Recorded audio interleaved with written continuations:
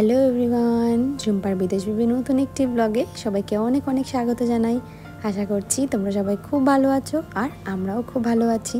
সকাল সকাল আমরা তিনজনে আজকে বেরিয়ে পড়লাম, আমি, ত্রিবিক আর ত্রিবিকের পিসিমণি। আর এখন আমরা রয়েছি কৃষ্ণনগর বাস স্ট্যান্ডে। আর ত্রিবিক তো ঘুমন্ত ছিল, কিন্তু এই ঘোড়াটাকে দেখে হঠাৎ যেন লাফিয়ে উঠলো। আর এখন আমরা যাচ্ছি সিন্দ্রানী। আমার এক দাদার বাড়িতে আমাদের নিমন্ত্রণ রয়েছে, তার জন্য আমার আর কি ননদ ত্রিবিকের পিসিমণি আমাকে ওখানে পৌঁছে দিতে যাচ্ছে। সকাল 8:30 বাস স্ট্যান্ড থেকে এটা ছেড়েছে, ওই ঘন্টাখানিক মতো সময় লাগবে পৌঁছাতে। ভীষণ স্পিডে চলে এই বাসটা, বেশ ভালোও লাগছে। মানে বাস যদি প্রত্যেকটা স্টপেজে দাঁড়ায় তখন কিন্তু ভীষণ বিরক্ত বোধ হয়, কিন্তু এটা যেহেতু আর কি এক্সপ্রেস বাস, তো তার জন্য ভীষণ স্পিডে চলে। আর এখন এই মুহূর্তটা হলো অনেক দিন পরে মামা আর ভাগ্নের একসাথে হওয়ার মুহূর্ত। আমরা যে দাদাবাড়ি এসেছি, এখানে আমার ভাই আর ভাইয়ের বউ মানে মৌ, ওরা গতকালই এসে গেছে। আর আমরা এসেছি অনুষ্ঠানের দিন, মানে আজকেই হলো অনুষ্ঠানটা। আর অনেক দিন পরে মামা আর ভাগ্নের একসাথে, মানে সেটা কি আনন্দ। ত্রিবিক তো কয়েকদিন ধরে জিজ্ঞাসা করছে শুধু যে মামা কখন আসবে বা মামি কখন আসবে এরকম। তো মামাকে দেখে সে তো ভীষণই খুশি, বাস থেকে নেমেই জিজ্ঞাসা করছে মামা কোথায়। আর আমরা যেহেতু একটু সকাল সকাল বেরিয়েছিলাম, তার জন্য আর কি ঘুম থেকে উঠেছি অনেকটা সকালে। আর ত্রিবিকও উঠে পড়েছে আমার সাথে সাথে, তার জন্য বাসে উঠে ও ঘুমিয়ে পড়েছে। তো ভালোই হয়েছে, ওর একেবারে একটু ঘুমটাও হয়ে গেছে, গিয়ে একেবারে একটু খেয়ে নেবে। আর ওর জন্য যদি আমি বাড়ি থেকে একটু ব্রেড আর বাটার দিয়ে একটু এনেছিলাম, কিন্তু ও পুরো বাসে ঘুমিয়েছে, সেটা আর খাইনি। তার ওখানে আমরা গিয়েই দেখছি সকালের ব্রেকফাস্ট রেডি হয়ে গেছে। সকালের জলখাবার খেয়ে তারপরে আমি আর ত্রিবিকের পিসিমণি আমরা দুজন গেছিলাম এই পাশেই আমার এক মাসি শাশুড়ি বাড়ি, তো সেখানে তার সঙ্গে দেখা করতে। ত্রিবিককেও বলেছিলাম যে ও যাবে কি না, কিন্তু ও অনেকদিন পরে মামাকে পেয়ে ও বললো ঠিক আছে, আমি তাহলে মামার কাছেই থাকবো। তো ওকে রেখেই আমরা গেছিলাম, ওই ঘন্টাখানিক মতো সময় লেগেছে। আচ্ছা, এবার বলি যে অনুষ্ঠানটা কিসের। এটা হলো একটা মানসিক পুজো, এই দাদার ছেলের মানসিক পুজো। ওই যে কাসর বাজাচ্ছে ওর এই কিছুদিন আগে একটা অ্যাক্সিডেন্ট হয়েছিল, মানে বেশ কয়েক মাস আগেই। তো সেখানে ওর পায়ের হাড় ভেঙে গেছিলো। ঠাকুরের কৃপায় অপারেশনটা ভালোভাবে হয়ে ও এখন ভালো আছে, তার জন্যই আর কি মানসিক পুজোটা। আর একটু কীর্তনও হবে সন্ধেবেলায়। তারপরে আমরা এখন সবাই মিলে দুপুরে খাওয়া দাওয়া করছি। আর এ দেখেছো জলের ডিসপেন্সারের এই যে মোটরটা, এটা কোথায় এসে লাগিয়েছে। এখানে তো একদম খোলা মাঠ চারিদিকে, মানে তার দুষ্টুমি আর কে দেখে। কিন্তু না, এই সময় গরমটাও প্রচণ্ড ছিল। মাঝে যেমন একটু গরমটা কম ছিল, কিন্তু এখন আবার ভীষণ গরম দিয়েছে।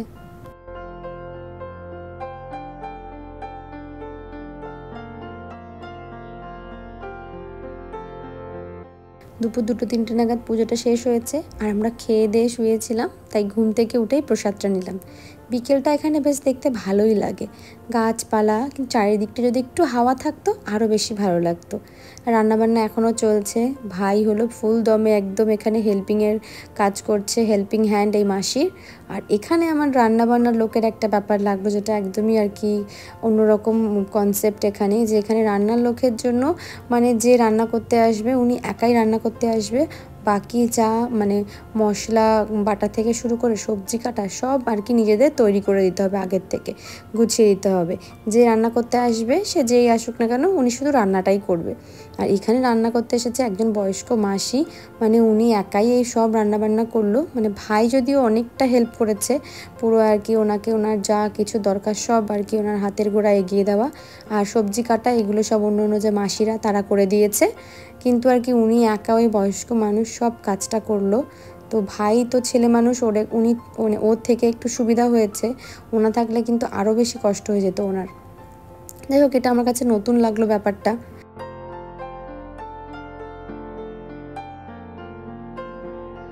এখন পরের দিন সকাল, আর এই বৌদির বাড়িতে অনেক মুরগি আছে। ত্রিবিক বলছে আমি মুরগির ডিম তুলবো। এবার ও যখনই মুরগির ডিম তুলতে যাচ্ছে, মুরগিগুলো কাছে চলে আসছে, ও আর ভয়তে তুলতে পারছে না। তারপরে বৌদি একটু ডিমগুলোকে দরজার কাছটা এগিয়ে দিল, তারপরে ও ওখান থেকে ডিমগুলো তুললো। কি মজা পেয়েছে ডিম তুলে। আর কীর্তনের দিন আমাদের যেহেতু নিরামিষ রান্নাবান্না হয়েছে, তার জন্য এখন অনুষ্ঠানের পরের দিন একটু আমিষ রান্নাবান্না হচ্ছে। আর সেখানে এখন দুপুরে চলছে মাংস কষানো। আমাদের আবার দিয়েছে একটু মাংস টেস্ট করতে, বেশ ভালোই লাগে। আমার তো কষা মাংস খেতে খুব ভালো লাগে।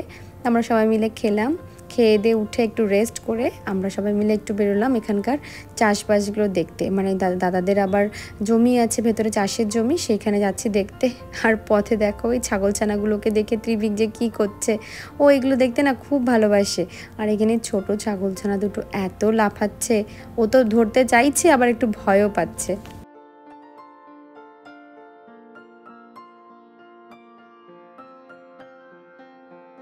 এই গরমে ঘাম বসে আমার আর ত্রিভিক দুজনারই গলা বসে গেছে, গলা থেকে পরিষ্কারভাবে আওয়াজ বেরোচ্ছে না। কয়েকদিন না গেলে আর কি এটা ঠিক হবে না। আর ত্রিভিক দেখেছো কি মজায় আছে, মামার কাঁধে চেপে ঘুরে বেড়াচ্ছে। বাঁশবাগানে ওদের নামিয়ে দিয়েছে, নাহলে দেখা গেল বাঁশের আবার গুঁতো খেয়ে গেল। আর ত্রিভিককে তো এক প্রকার আমি টেনেই তুলে এনেছি, আরও তাও আমাদের দেরিই হয়ে গেল বলতে গেলে, কারণ এইখানে না একটু তাড়াতাড়ি মনে হচ্ছে সন্ধে হয়ে যায়। এত গাছপালা, ঘন ঘন গাছপালা চারিদিকে, মানে একটু তাড়াতাড়ি মনে হয় সন্ধেটা নেমে আসে। আমরা এখন এসেছি লেবু বাগানটাতে। দেখো এখানে দুটো লেবু বাগান, এটা হলো প্রথমটা। এত লেবু হয়েছে গাছে, আর এই লেবুটা না হলো গিয়ে এত সুন্দর গন্ধটা, কাগজি লেবু, কিন্তু গন্ধটা ভীষণ বেশি। মানে লেবুর রসের থেকে মানে গন্ধতেই আর কি প্রাণটা জুড়িয়ে যায়। ভীষণ সুন্দর এই লেবুটা। তো আমরা অনেক লেবু এনেছি, দাদা তো বলছে আরও নিয়ে যাও, কিন্তু কত নেবো আর, নিয়ে তো যেতে হবে বাড়িতে ব্যাগে করে। তার জন্য যতটা সম্ভব আর কি নিয়েছি। ত্রিভিকও বেশ মজা পাচ্ছে, বলছে দাও আমিও ছিঁড়বো একটা।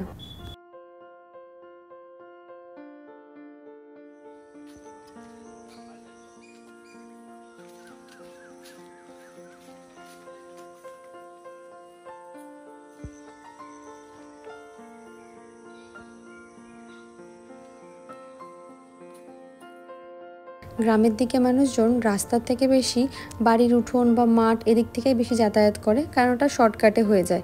সেরকম আমরাও এখন আসার সময়তে কতজন আর বাড়ির উঠোন থেকে এসেছি তার ঠিক নেই, এবং এখন যাচ্ছিও সেরকমই এক বাগানের মধ্যে থেকে। চারিদিকটা কেমন ঘন জঙ্গল দেখতে পাচ্ছ, মানে এত বড় বড় গাছপালা, মানে শুধু রাস্তাটুকুই ফাঁকা, দেখো চারিদিকে গাছপালা। আর সন্ধে হতে দেরি নেই, ভাবলাম না আরেকটু আগে আসলে ভালো হতো, তাহলে বাগানটা আরেকটু ভালো করে ঘুরতে পারতাম। আর এটা হলো দাদাদের আর একটা বাগান, এখানেও অনেক গাছ রয়েছে, সেখান থেকেও কয়েকটা লেবু ছিঁড়লাম। আর লেবু যেহেতু কাটা, তার জন্য একটু সাবধানেই ছিঁড়ছিলাম।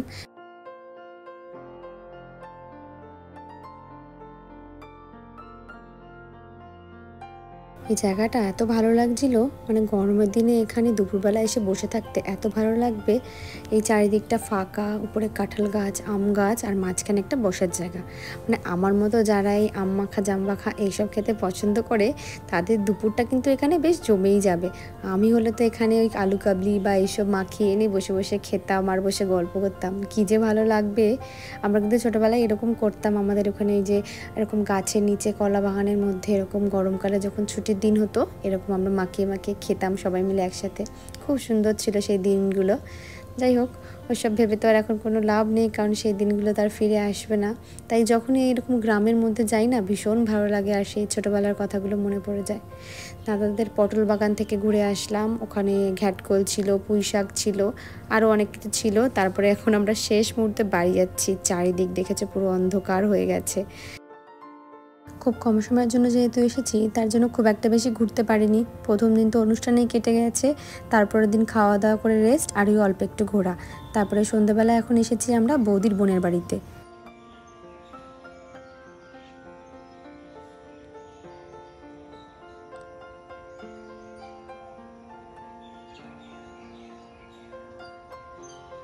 ওখান থেকে বাড়ি এসে পরের দিন যেহেতু বেরোবো সকালবেলা, তার জন্য জামা কাপড় গুছিয়ে সকাল সকাল খেয়ে দিয়ে সবাই শুয়ে পড়েছি। আর এখন ভোর 6টা বাজে, আমরা 6:30টার বাসটা ধরবো। যদিও যে বাসটা ধরার জন্য বেরোচ্ছিলাম সেই বাসটা আমরা পাইনি। আর ভোরবেলা এখন সবে সূর্য আলো ঢুকছে গাছপালার মধ্যে, দেখতে যে কী অপূর্ব লাগছে।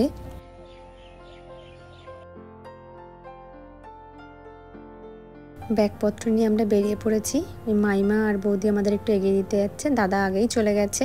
আমরাও অন্যের বাড়ির উঠোনের উপর থেকে যাচ্ছি তাড়াতাড়ি বেরোনোর জন্য। এখান থেকে বাস স্ট্যান্ড ওই 10 মিনিট মতো সময় লাগবে হেঁটে। তারপরে আমরা এই যে এখন টোটো করে যাচ্ছি বাস স্ট্যান্ডের দিকটাতে।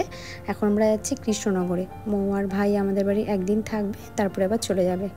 দেখো ত্রিভিকের আর আদরের শেষ নেই, একদিকে পিসিমণি আর একদিকে মামি। তারপরে আমরা আমাদের ওই একটু পাড়াতে নিয়ে গেছিলাম মৌকে।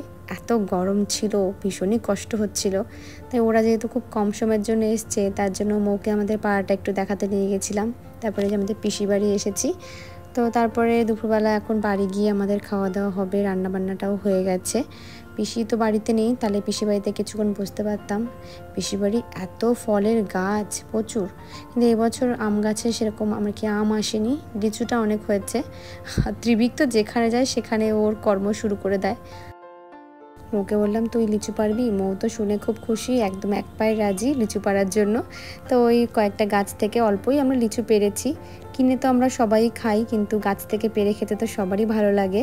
এবছর এখানে আমি এত লিচু খেয়েছি, মানে 5-6 বছরও হয়তো আমি অত লিচু খাই না, এত লিচু খেয়েছি। তো আমরা ওই যে দেখো পাড়া থেকে আমাদের কত কিছু দিয়েছে, লিচু, তারপরে কলা, লেবু, অনেক কিছু। তো এরকম এগুলো সব আমরা পোটলা বাঁধবো মৌয়ের জন্য। আর আমরা গাছ পাকা আম পেয়েছি, সেটাও তারপরে একটু খেয়ে নেবো। আর ব্লগটা বেশি বড় করছি না, এখানেই শেষ করছি। আবার দেখাবো একটা নতুন ব্লগে। সবাই ভালো থেকো, সুস্থ থেকো। ভিডিওগুলো ভালো লাগলে একটা লাইক করে পাশে থেকো।